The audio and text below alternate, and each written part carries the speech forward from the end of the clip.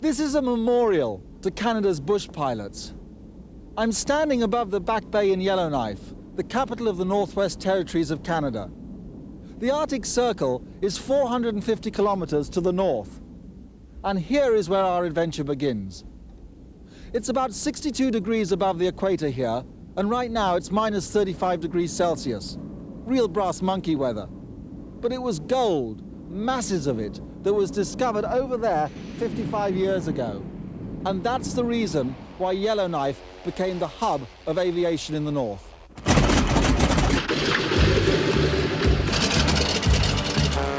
Way up north, the cold wind blows. Take a walk, you freeze your toes, and in the ocean, only icebergs to be seen. In the land of the wireless radio, there's only one way you can go, and the distance to your neighbor is extreme. You need some food or gas or nails, you're lonely, could use some mail. Your leg is broke, you sure could use a nurse. In an otter or a beaver, you'll be happy to receive her. Things may get bad, but without her, they'd be worse. She's an ambulance, a zoo, she is everything to you. Though she makes some scary noises and she's never warm and dry. She's a truck and a canoe, she's a postal service too. And on top of everything, she flies.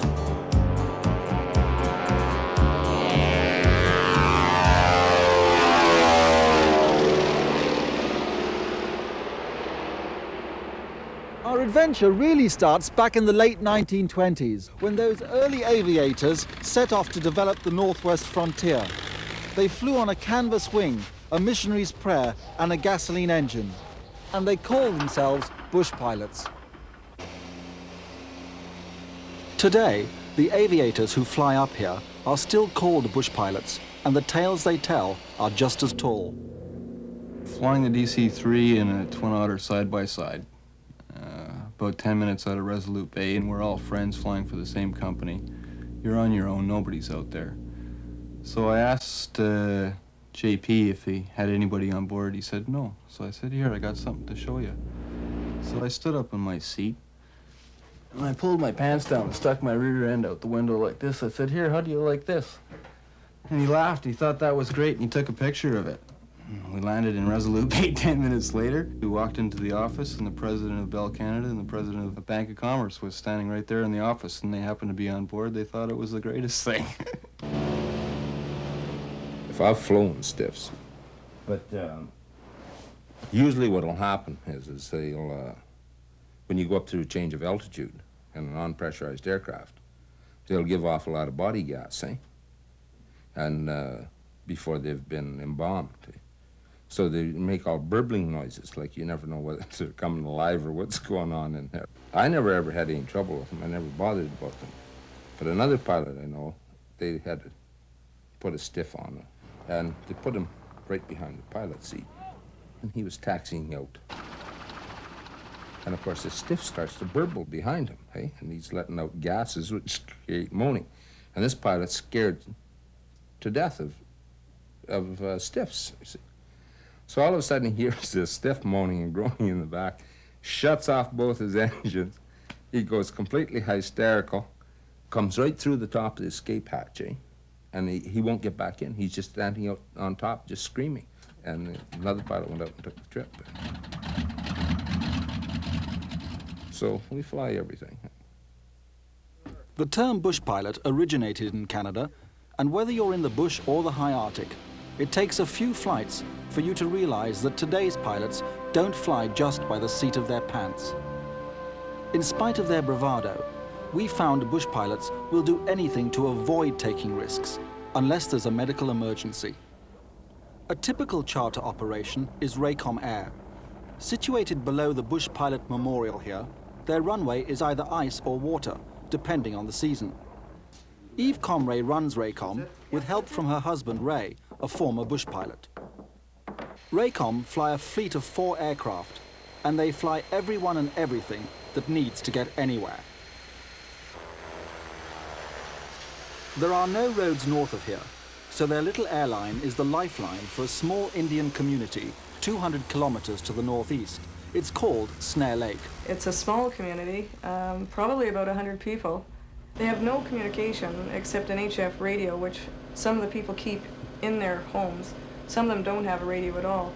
We have a base HF radio in this office here that is monitored at least 10 hours a day during the winter time. Roger, Roger, go ahead. Snare Lake, Yellowknife.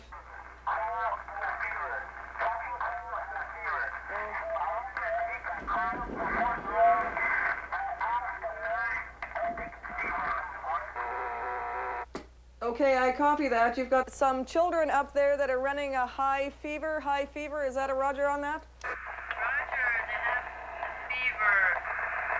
fever. Roger, Roger. You want me to give the nurse a call in Fort Ray and tell her this, and perhaps she can go out there today? Roger, please send a nurse.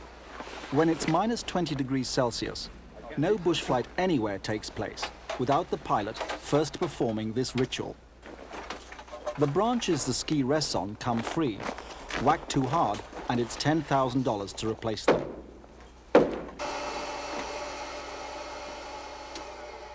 This icy plane, the Otter, was manufactured by de Havilland of Canada in 1955.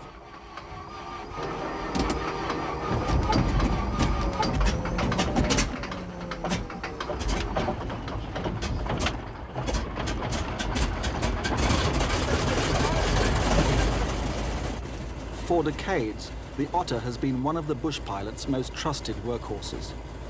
Today, though, she is rarely used on medevac flights, as twin-engine turbo aircraft need no warm-up time, go faster, and can fly above bad weather. Okay, so how long is the flight going to be then? About an hour and 20 minutes or so. The community of Snare Lake was formed only 20 years ago by a band of Dog-Rib Indians who wished to return to their traditional livelihood of hunting, trapping, and fishing. The Dog-Rib elders realized that white man's liquor was destroying their society, so the breakaway group banned alcohol from the new settlement. But they didn't ban bush planes. This runway that they land on is the frozen lake, though to anyone but a bush pilot, the land and lake look pretty much the same.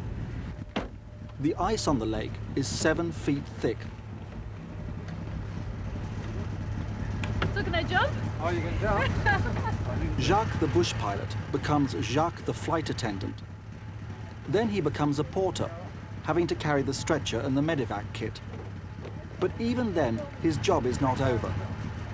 Because it's minus 30 degrees out here, the engine has to be kept warm to stop the oil turning into a thick jelly. In midwinter, even with this engine cover, the plane can only sit for 30 minutes.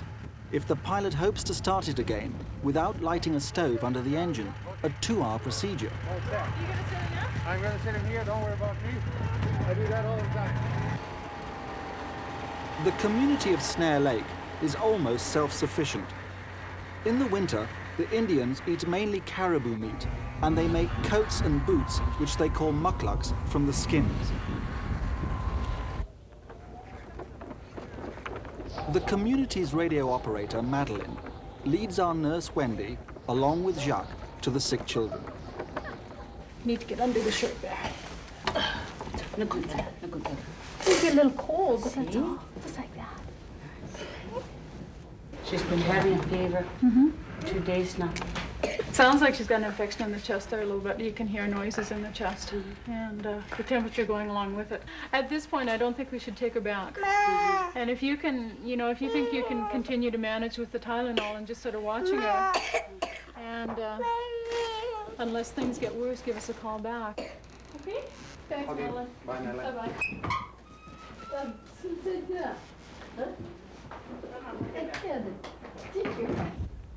Medevacs are an essential part of bush flying, and emergencies always seem to arise when the weather is worsening and it's getting dark.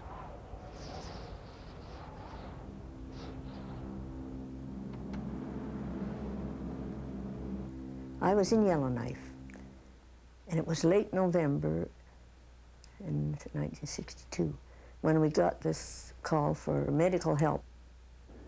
And I had a trip to Snowdrift with a The Superintendent of Indian Affairs, Ken Kahre, he was Superintendent of all the Northwest Territories. I also had with me the District Health Nurse, Ann Pask, and an Indian lady, Mrs. Nita, and her 9-month-old baby, Marianne. It was very bad weather. Freeze-up was not completed. There was still open water on the big lake, and of course a lot of fog, and the ice wasn't too good in places. However, we departed for snowdrift. It was scary in that you couldn't see where you were. And the fog was very, very thick, and then it started to snow, and it started to snow quite heavily.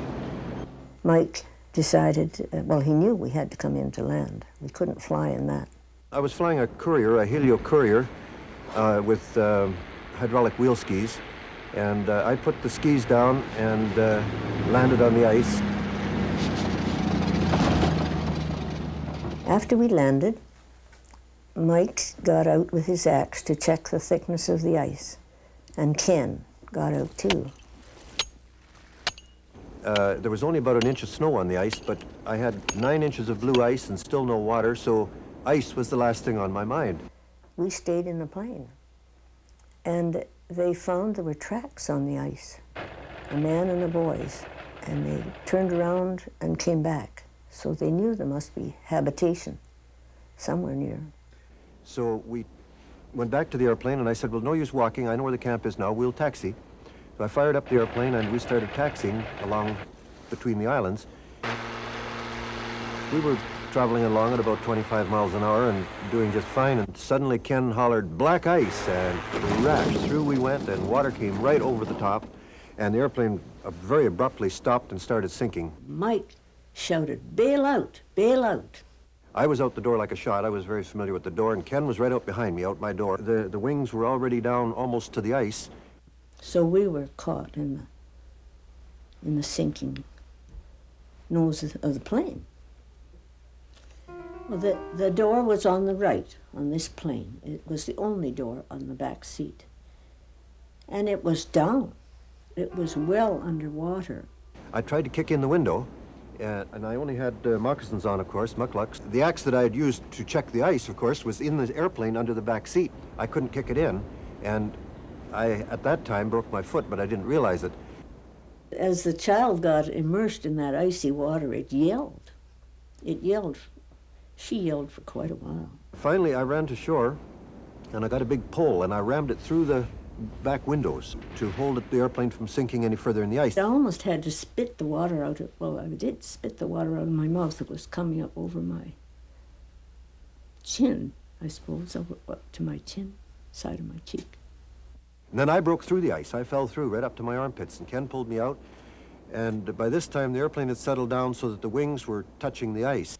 I knew it was resting on the wings, but I also knew it was sinking slowly, yeah. I could see the stitches on the lining of the fuselage, and it was going up stitch by stitch. Well, about this time, I happened to look up on the great cliffs rise right out of the water there, and quite a ways up this big shore was an Indian. So I started screaming at him in dog rib. I didn't know if he knew the situation or not. And he nonchalantly walked down onto the ice, and he walked up to me, and he said, what's the problem?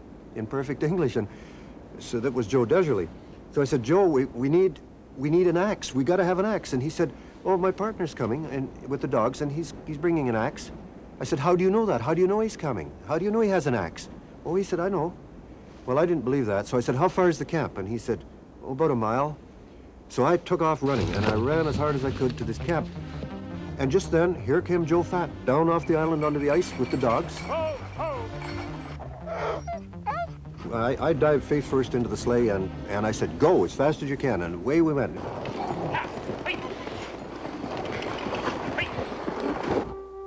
When the baby stopped crying, I guess I had a kind of a sense of aloneness. I thought of things I hadn't done, people I'd like to have communicated with, things I hadn't said. And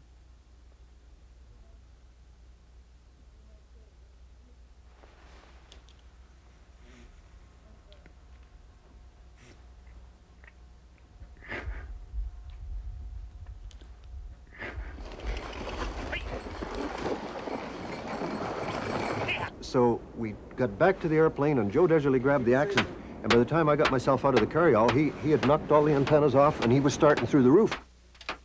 And I was afraid that they were going to hit me in the head, and then I'd have the mess of a scalp wound. I said, stop, stop. Their heads are right there. Be very careful. So we cut it all along and opened it up like a sardine can, and I could see their heads immediately. Well, I pulled the baby out. The baby was first, and the baby was rolling, and the baby was foaming and at the mouth, and it was blue. I thought it was dead. So I threw the baby, and it went tumbling over against the shore, and then I pulled Ann Pask out. He pulled me past a fret in the fuselage that required him to put my head the rest of the way under the water. And you know, one of the things I thought of, there goes the last of my coiffure. I would look like a drowned rat. So he dragged me out. And I remember thinking, oh, this must be the way that a baby being born by cesarean section must feel like. I laid her on top of the wing. She was unconscious. I thought she was dead. And then I pulled the Indian lady out, and she was also unconscious for a few minutes.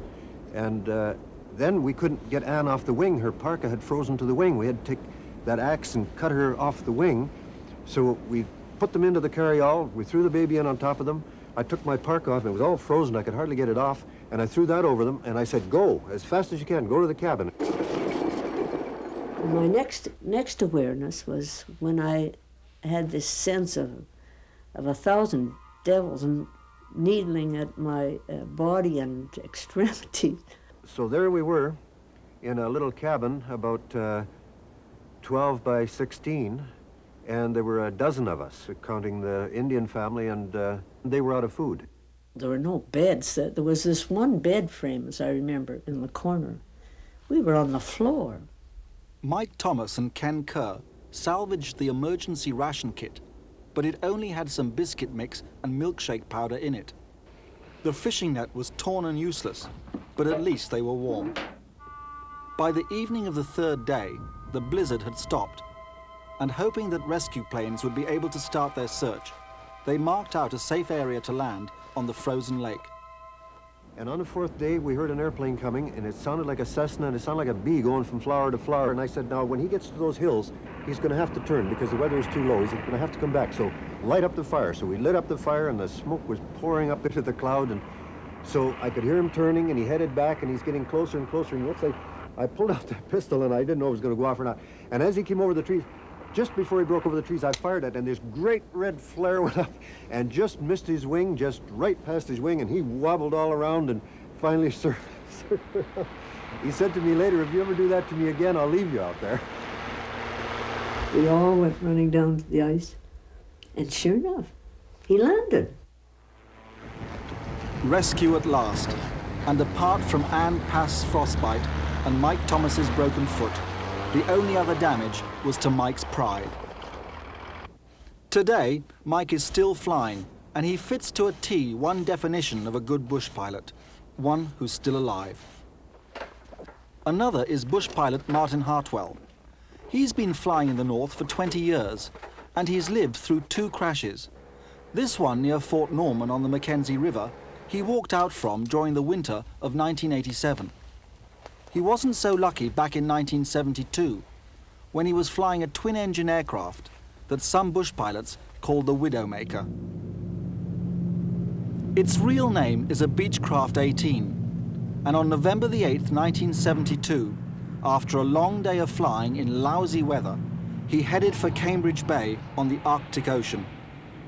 There, he was asked to fly Judith Hill, an English nurse from Spence Bay, over to Yellowknife, along with her 2 Inuit patients, a 15-year-old boy thought to have appendicitis, and his aunt, who was expecting a breech birth. Martin was reluctant to take the Mercy flight, as he had already been flying all day, but he gave in to the doctor's appeal. Well, I said, if it is so urgent, then, well, we'll try to save somebody else's life. And we took off. At first, everything went well. And as soon as I hit the mainland, I also hit this wall of ice fog, and I was in clouds. Because it was an emergency flight, Martin decided he'd press on using his instruments. even though he was not licensed for night flying. Although it was dark, the weather cleared up as the Beechcraft passed the Arctic Circle, but Martin was unable to tune into a direction-finding beacon on his flight path. I didn't have any guidance anymore by beacons or so. I was off course. Instead of heading south to Yellowknife, he was now heading west towards Wrigley. And while I was looking at the map, the plane also lost a little of the altitude I wanted to stay at. It hit the trees and cartwheeled in.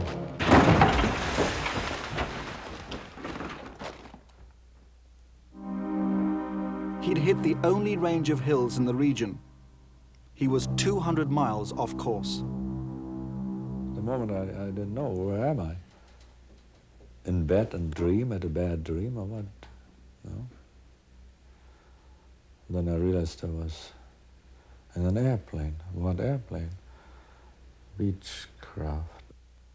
Below my knees, between my legs, lower legs, and under the dashboard, there was a body. It was the nurse's body. She was making such noises. I thought maybe the throat is cut or something.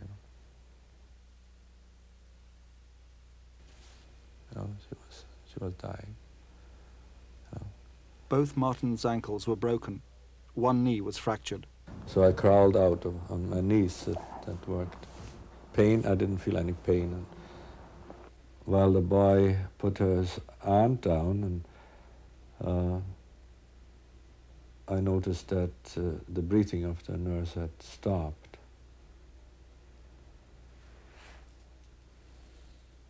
Martin directed the Eskimo boy, David Kutuk, to wrap his aunt in a sleeping bag and lay her on the stretcher from the plane. And they were talking in Eskimo to each other for a while. And, but then he came back, and then the aunt moaned again, so I said, why don't you go back?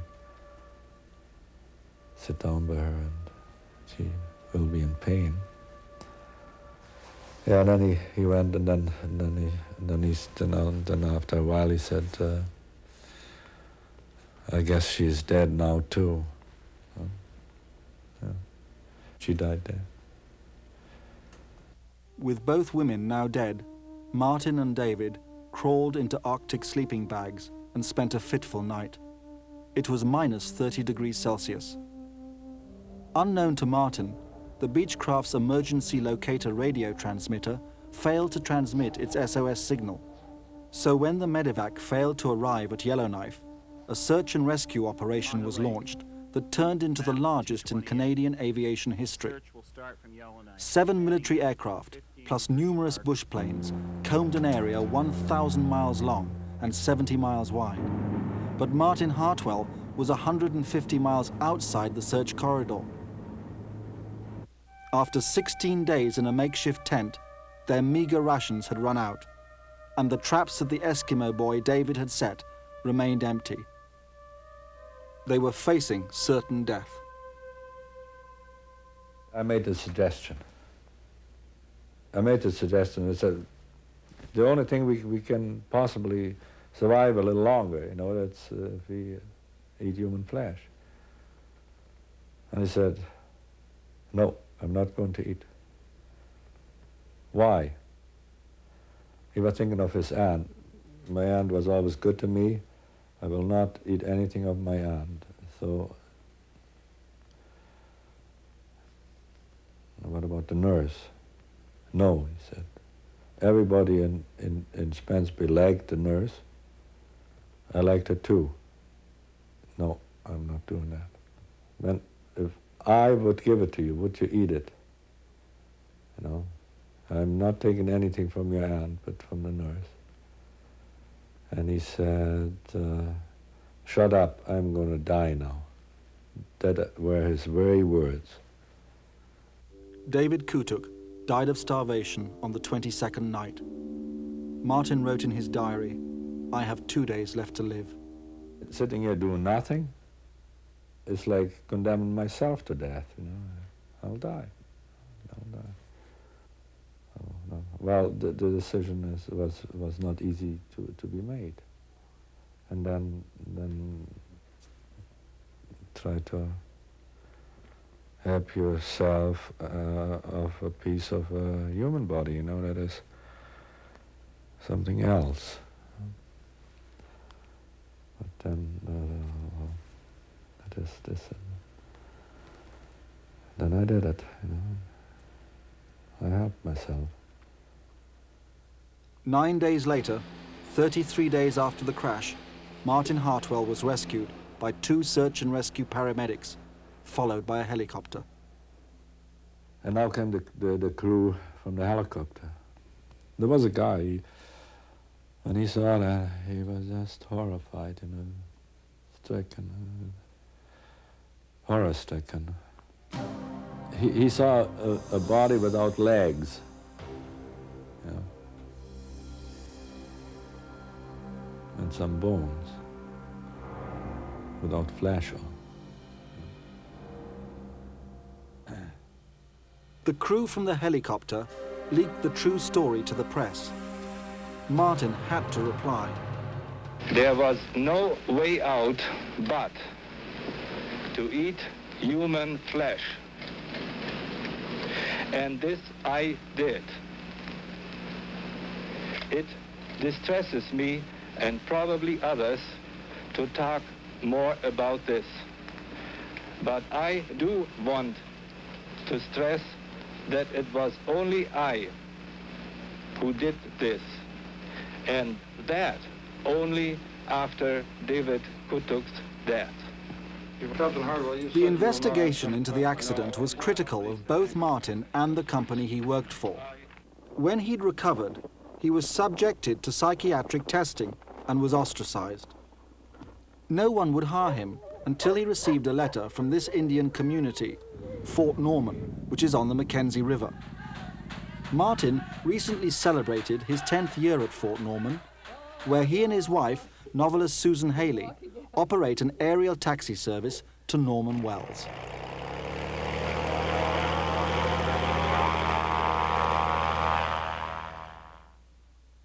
In the summer of 1928, Clennell Haggerston Dickens, known to his friends simply as Punch Dickens, made the first flight into one of the most inhospitable places on Earth, the uncharted and desolate barren lands of Canada's Northwest Territories. Not for nothing are they called the Barrens. There are no trees, no mountains, nothing. 29-year-old Punch Dickens set out in this single-engined Fokker Universal on a 4,000-mile reconnaissance flight. The most dangerous part of the trip was west of Baker Lake, where the map went blank. It was the word unexplored, and it only had a blank piece of paper there, plus a little bit of dotted-in lines to the west. On the 3rd of September 1928, Punch, along with his engineer, Bill Naden, newspaper editor Richard Pierce, and a mining company president, Colonel McAlpine, took off into the unknown. Their flight across the Barrens to Stony Rapids was 500 miles, and Pierce filmed the entire journey. It would be right on the limit of our fuel. We had about 5 hours fuel in the airplane, cruising at 95 miles an hour. His only navigational instruments were a magnetic compass, an altimeter, and an airspeed indicator. We had been flying over the piece of the map that was marked unexplored. And I jokingly said to the colonel, I said, now you fellas keep looking out the window, and when you see any of those letters down there, you tell me. Then I'll know where we are. The Barrens were beautiful in the morning sunlight, though, and they had a stark beauty of their own. After 3 hours and something, we began to get into haze, and the visibility diminished, and I decided that we'd better take a break. Although the map didn't mark the lake Punch landed on, he knew they'd been flying southwest. They pumped reserve fuel into the tanks and headed off again in the same direction, hoping to hit Lake Athabasca, which stretched for over 200 kilometers in an east-west direction. Sure enough, in an hour and 5 minutes, I had hit the shore of Lake Athabasca and turned east and found Stony Rapids. Stony Rapids consisted of one building, a pet wolf, and the RCMP officer, plus a band of Indians. They rested there for 2 days and then set off to Fort Smith. With 40 miles to go, the engine quit. My immediate feelings were, well, this is it. Punch glided down onto the Slave River, and they paddled the plane to the shoreline. Then, out of nowhere, they heard a noise. Sort of a chuff, chuff, chuff sound, and around the bend in the river came a steamboat.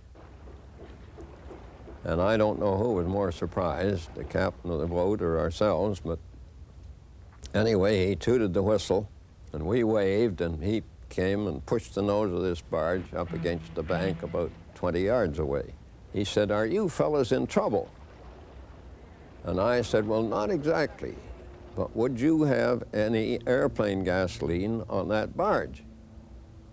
And he said, "Yes, I've got 10 barrels for some fellow named Dickens who thinks he's going to fly in here next winter."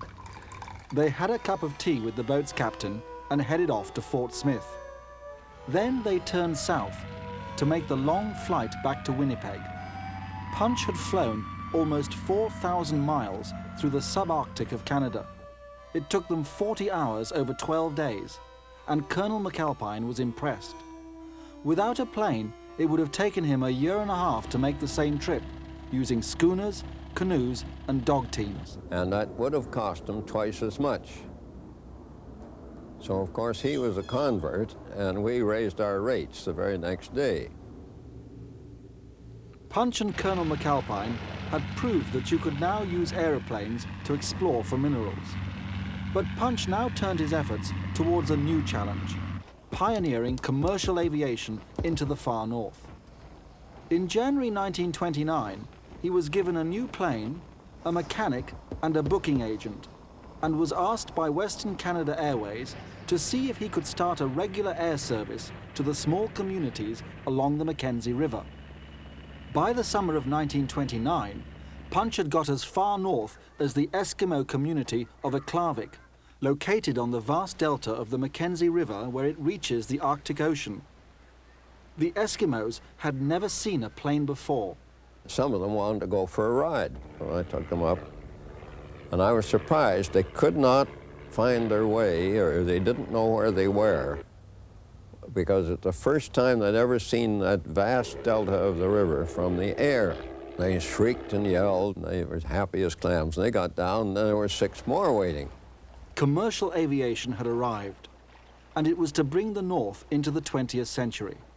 For the first time, these far-flung outposts got eggs, fresh fruit, mail more than twice a year, and newspapers that were 2 days old, not 6 months. I thought I had been doing some pioneering. But I also knew at that very moment that my easy trip of 2 days from Edmonton, stopping at every post, was going to make a vast difference in the lives of the people who lived and worked in that great Northland. The great Northlands of the Yukon and the Northwest Territories cover some 1,300,000 square miles. They are the size of all of Europe, and with the discovery of minerals like copper, gold, and uranium, bush pilots were suddenly seen all over the north.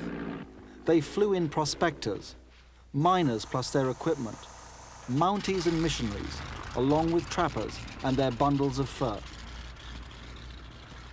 In order to fly year-round, tough yet simple planes were designed specifically for the northern bush, and the aeroplane became an integral part of the history of the North. This plane, the Norseman, was the first. Made of wood and canvas, you froze in the winter, and you roasted in the summer. After the war came the tough all-metal Beaver, which could take off from the smallest of lakes.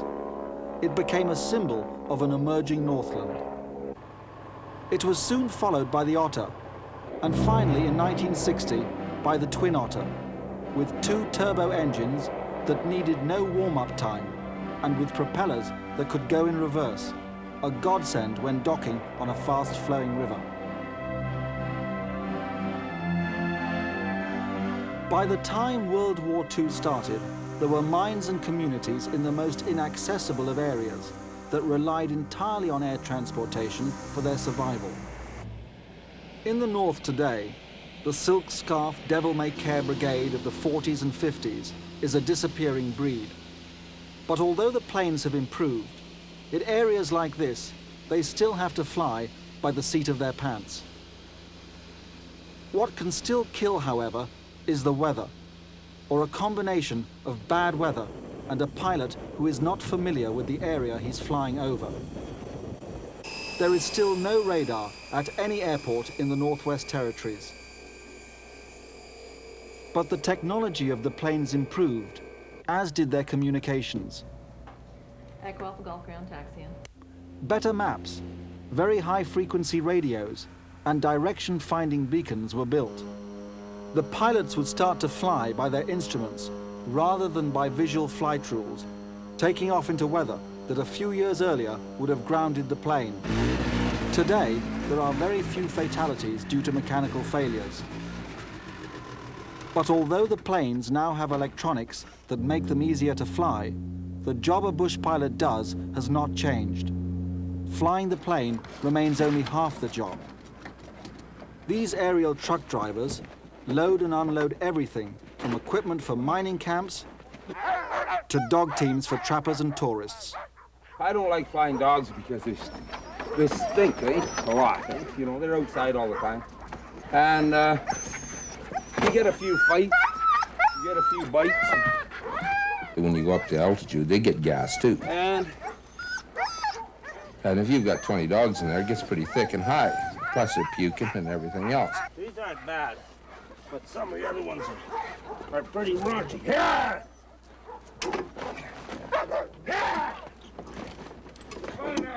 You know, I've pretty near turned green in that front there, because the air circulates right into the cockpit. And, you know, you're sitting there flying with the window open, going boom, boom, all steadily. It's not my idea of an entertaining trip at all. One has to experience the cold up here to understand why bush pilots seem to spend half their life doing nothing but flying heating oil and gasoline, especially the further north one goes, as there are no trees for fuel in the very far north. Even below the tree line, camps such as this one, 200 kilometers north of Yellowknife, rely on the bush planes for everything, from the skidoos they get around with, to the drilling shed, to the diamond drill itself. The round-the-clock shift workers demand enormous quantities of food, 3 times a day. Fresh vegetables, sausages, 3-inch steaks are always on the menu. Everything is brought in by the bush plane.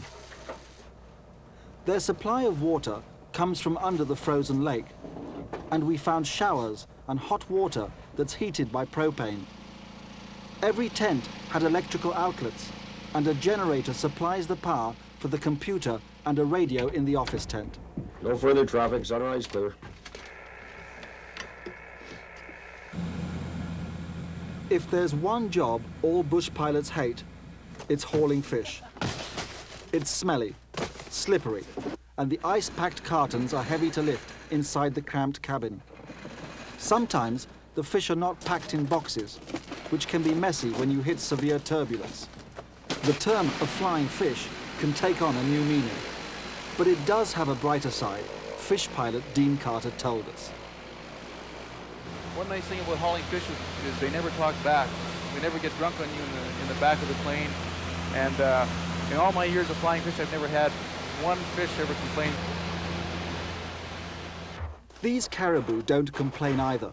Flying next Sunday's joint for the Indians and Eskimos often becomes a race.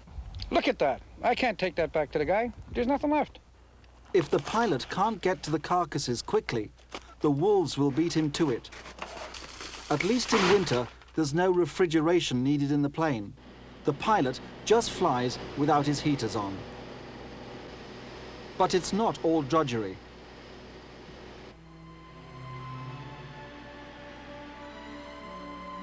When the sun shines on scenery like this, your spirit soars. This is near Pangnatung on Baffin Island. We're crossing the Arctic Circle. Below us is the Ellwood National Park. The glaciers have been here from the last ice age.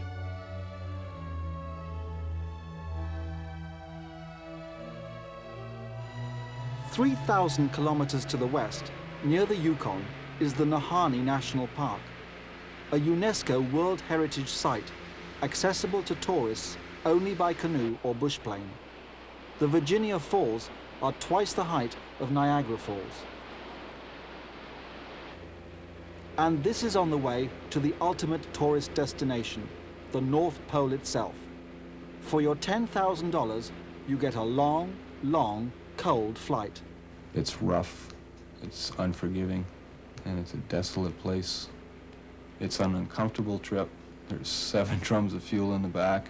It's, people are squashed in. It's not a very comfortable trip at all.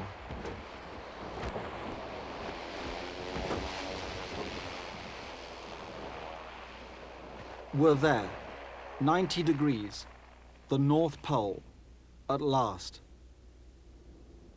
Less than 400 people have ever been here, and it's still a real thrill when you step down onto the top of the world.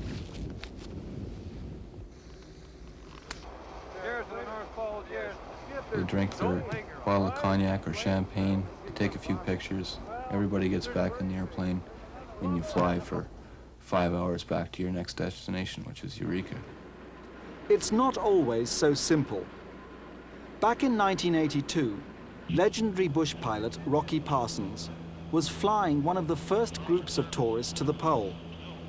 Now, the North Pole is actually an ice cap on the Arctic Ocean, not solid ground. Rocky landed on what he thought was thick old ice. But as the passengers were taking photos and congratulating him, he realized that the Twin Otter was slowly sinking through the new rubbery ice. He rushed back to the cockpit and radioed for help. Luckily, the weather stayed clear and warm, relatively speaking, as it took 6 hours for the backup plane to rescue them. By that time, Rocky's plane looked like this. Today, it still sits in perfect condition somewhere under the North Pole. Rocky didn't want to tell us the story, and because he's named after the boxer, we backed off. Hello, John. I brought you a pair of snowshoes, John, you can use. Okay, yeah. They'll come in real handy, yeah. Prospector John Doucette could have stepped right out of a Klondike archive film. When we met him, he hadn't washed or changed his clothes for 2 months. Bush pilot Kahre Clouter checks up on him twice a month. Oh, no, I have a good feeling about this place. If there's nothing in around here, or these here 3 claims that you have done, I think I'd be bloody surprised. That's where my reaction's good, man. The rock is alive. It's alive. Oh, John Doucette has been a prospector all his life, and to this day he works with no field radio or even an insulated tent. He sleeps on spruce boughs and traps most of his food. His only human visitor is aviator Kahre Clouter. We could use this kettle here, I guess, eh? Well, I get water here. Okay, it's still, it hasn't frozen, so... Okay, go ahead. If there's any mineral in the area, I'll pretty well find it.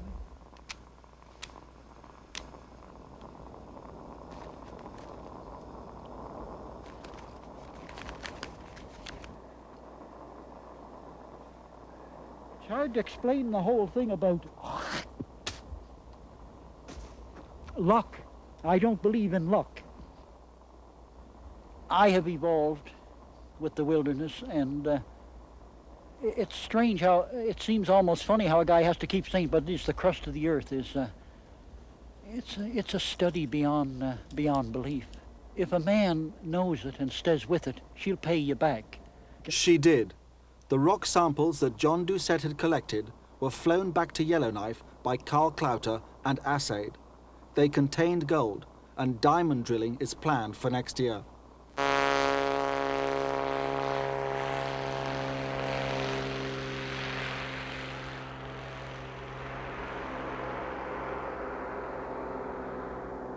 We'll be landing at the north end of Hazard Inlet, which is about 12 to 15 miles north of Fort Ross and about 195 miles north of Spence Bay.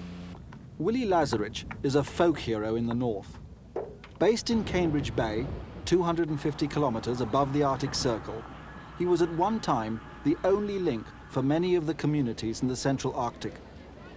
For 30 years, he's flown in conditions few men would ever attempt. He's logged over 3,000 medevacs. He's had 6 babies born on his flights, and he's been involved in over 100 search and rescue missions.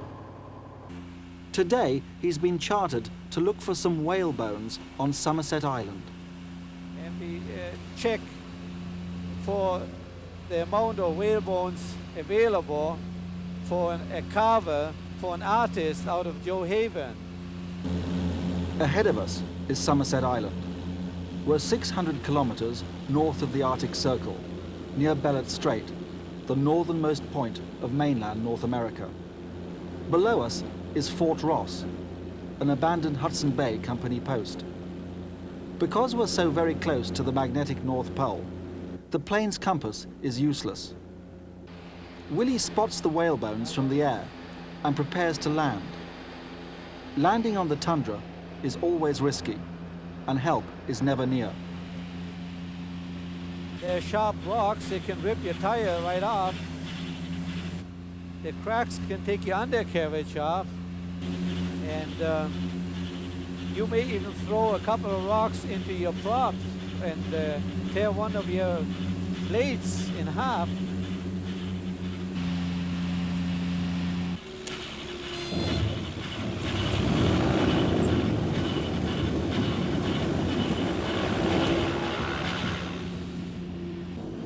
Now that's different, eh?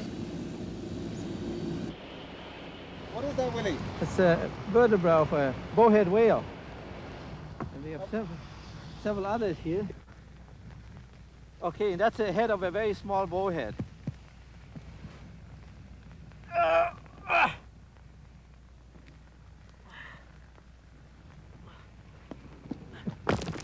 will make a beautiful sculpture.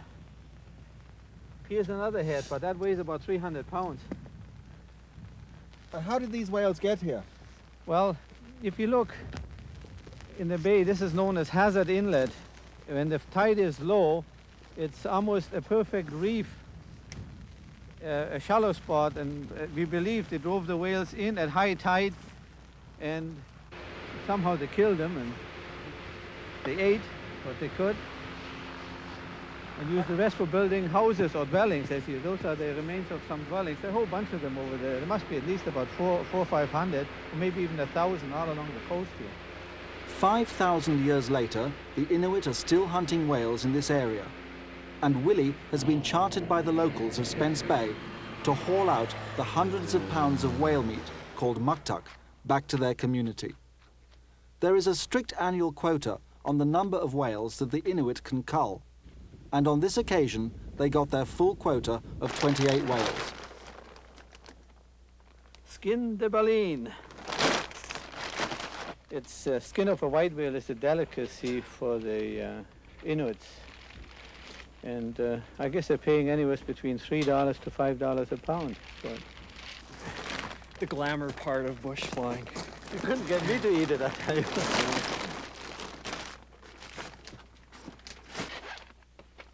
With the Twin Otter crammed full with hundreds of pounds of whale meat and a film crew plus their equipment, Willie Lazarich was concerned about the takeoff. De Havilland, who manufacture the plane, say a fully loaded Twin Otter can take off in 800 feet on a proper runway. All we have is a rocky beach that is under the minimum length. With no headwind to help us, there is just no room for error at all. The runway ends in the freezing Arctic Ocean. Because the beach slopes slightly towards the water, Willie decides to take off downhill, so he taxis back as far as he can before turning round.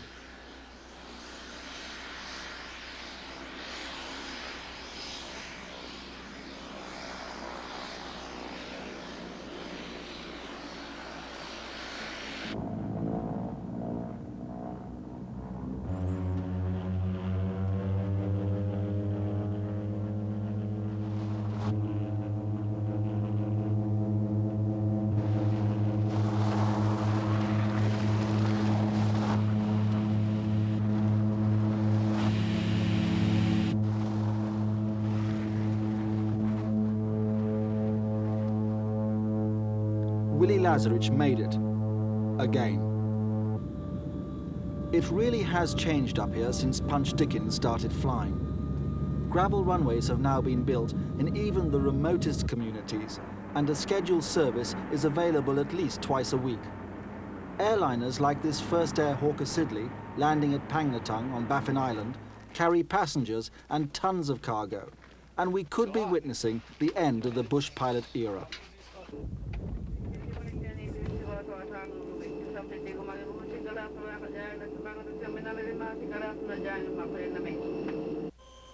Here in Pelly Bay, 250 kilometers above the Arctic Circle, and not accessible by land or sea, the scheduled service has meant that instead of an annual airlift, they can now get supplies 3 times a week. And for the local Inuit, prices are a quarter of what they were when their food was brought in by chartered plane. The impact of aviation is everywhere, no matter where you look.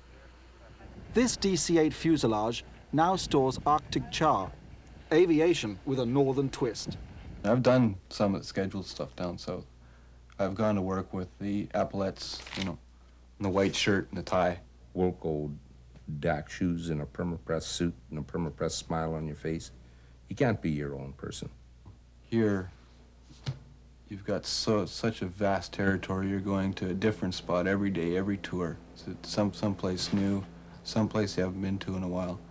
And it was fun. But then this hobby became my vocational profession. And then it was hard work, you know. It's the thing I like doing best. I don't think I have a job. I've got something to do daily that I like to do, and I get paid for it. They still are the last contact in the chain of transportation where landing fields can't be built or made, and they're doing a wonderful job. I've always maintained that there are 3 things that kill young pilots. That's weather, weather, and weather. When there's a crash in the north and the pilot dies, it's like a death in the family. You might never have met the man. You might never have even heard his name. But the whole north feels that loss, because the bush pilot is the lifeline of the north.